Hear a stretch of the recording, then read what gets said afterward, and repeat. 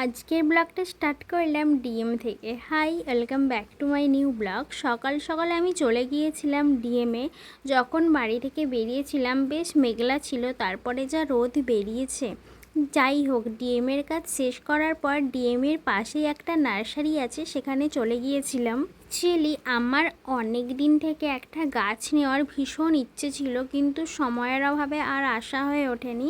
তো কী গাছ নিয়েছি অবশ্যই তোমাদের সাথে শেয়ার করব। বাড়ি এসে আমি খেয়েছিলাম আলু ভাজা আর জল ঢালা ভাত, কারণ বাইরে যা গরম ছিল আমার আর কোনো তরকারি দিয়ে ভাত খেতেই ইচ্ছে করছিল না। সন্ধেবেলায় মোমো খেতে ইচ্ছে করছিল, তাই টুইং থেকে মোমো অর্ডার দিয়েছিলাম। এত বাজে ছিল মোমোটা, কি আর বলবো। যাই হোক, আমি কিনেছিলাম এই অ্যাডিনিয়াম গাছটা। এটা হচ্ছে ডবল পাপড়ির অ্যাডিনিয়াম গাছ, পিঙ্ক কালারের ফুল হয়। আচ্ছা, তোমাদের কার কার অ্যাডিনিয়াম ফুল ভালো লাগে অবশ্যই কিন্তু আমাকে কমেন্ট করে জানাবে। অ্যাডিনিয়াম গাছটা টবে বসিয়ে দেওয়ার পর আমি সব গাছে জল দিয়ে দিচ্ছিলাম। আচ্ছা, তোমাদের কার কার গাছে এখনও চন্দ্রমল্লিকা ফুল হয় বলো তো? এই ছোট্ট ছাদ বাগানে যে চন্দ্রমল্লিকা গাছগুলো আছে, এখনও একটা দুটো করে চন্দ্রমল্লিকা ফুল হতেই থাকে।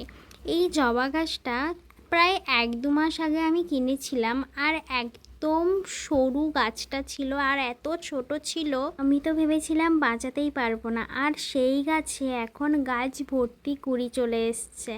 আর এই যে গোলাপ ফুলটা তোমরা দেখতে পাচ্ছ, এই গোলাপ ফুলের মারাত্মক সেন্ট।